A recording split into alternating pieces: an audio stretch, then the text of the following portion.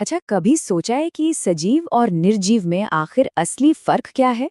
सुनने में तो ये सवाल बड़ा आसान सा लगता है ना, पर ये पहेली उतनी सीधी है नहीं। चलिए, आज इसी को सुलझाने की एक कोशिश करते हैं। और हमारी आज की ये पूरी खोज बस इसी एक सवाल से शुरू होती है।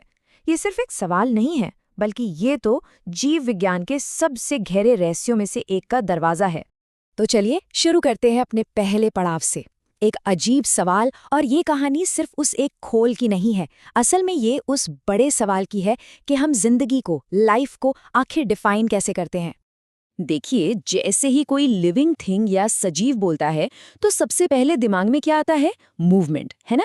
कि भाई जो चीजें हिलती डुलती हैं, चलती फिरती हैं, वो जिंदा हैं। जैसे हम लोग, जानवर या ये कबूतर।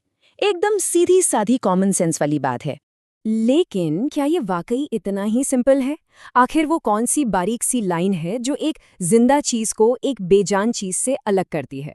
चलिए पता लगाते हैं। तो अब आते हैं अपने दूसरे पड़ाव पर। आखिर सजीव करते क्या हैं? चलो एक एक करके इनके सारे कैरेक्टरिस्टिक्स को चेक करते हैं। तो सबसे पहली चीज जो हमने सोची थी, मूवमेंट। तो क्या सच में सिर्फ हिलना डुलना ही जिंदगी का पक्का सबूत है? क्या यही फाइनल टेस्ट है? जरा इस पर गौर करिए। एक तरफ कबूतर है, दूसरी तरफ एक कार। अब कहने को तो दोनों चलती है, पर फर्क तो जमीन आसमान का है कि नहीं? कबूतर अपने आप चलता है, उसे खाने की जरूरत है, वो सांस लेता है, बड़ा होता है।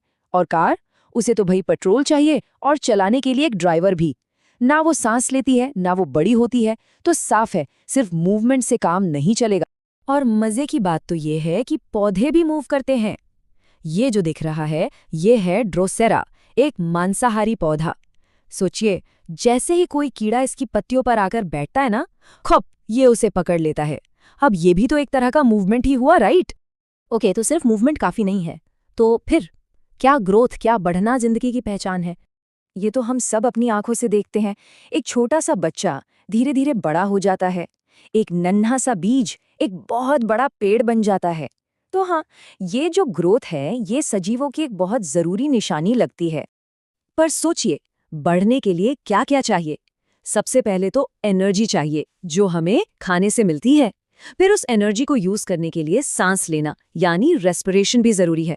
और जब ये सब होता है तो बॉडी में जो वेस्ट बनता है उसे बाहर निकालना, यानी एक्सक्रीशन, वो भी उतना ही इंपॉर्टेंट है।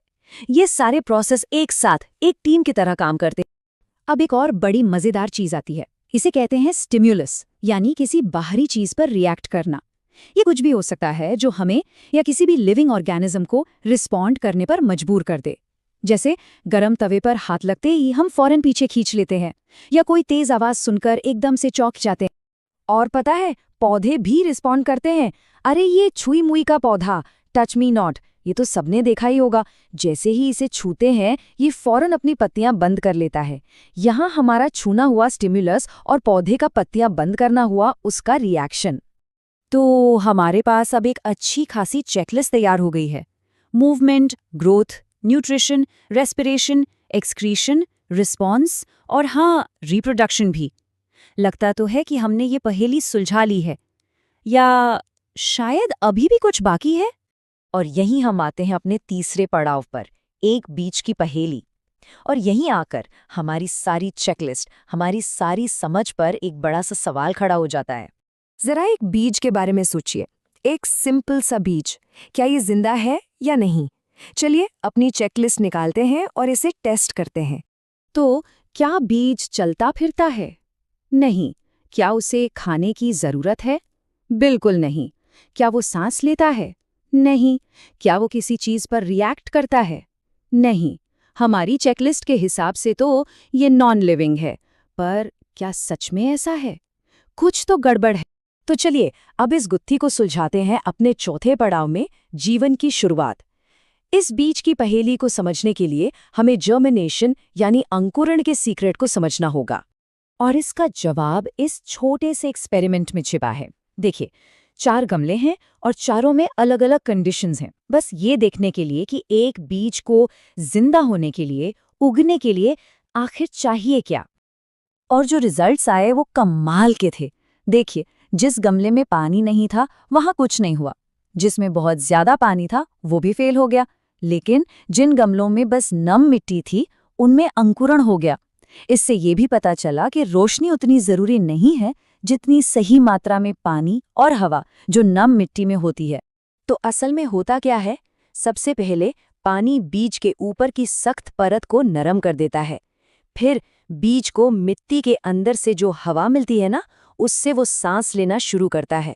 और बस अंदर जो छोटा सा एम्ब्रियो यानी भ्रूण होता है, वो जाग जाता है और बढ़ना शुरू कर देता है। तो ये है हमारी पहेली का जवाब। एक बीज जो है वो ना तो पूरी तरह से लिविंग है और ना ही नॉन लिविंग, बल्कि वो अपने अंदर जिंदगी का पोटेंशियल, एक संभावना लिए बैठा है। और जैसे ही उसे सही माहौल मिलता है, ये पोटेंशियल हकीकत बन जाता है। तो आखिर हम जिंदगी को कैसे समझें? ये सिर्फ कुछ कैरेक्टरिस्टिक्स की एक लिस्ट नहीं है, ये एक डायनामिक प्रोसेस है जो लगातार चलता रहता है। और सबसे इम्पोर्टेंट बात, जिंदगी इन कैरेक्टरिस्टिक्स को दिखाने का पोटेंशियल भी है, ठीक वैसे ही जैसे हमने उस बीज में देखा। लेकिन क्या अब हमारी ये डेफिनेशन पूरी हो गई है? क्या कहेंगे उन वायरसेस के बारे में जो जिंदा और बेजान के बीच की लकीर पर खड़े हैं? या उन क्रिस्टल्स का क्या, जो बढ़ते तो हैं पर जिंदा नहीं होते? ये वो सवाल हैं जो आज भी साइंटिस्ट को परेशान करते हैं, और शायद अब ये सवाल हम सबके दिमाग में भी घूमते रहेंगे।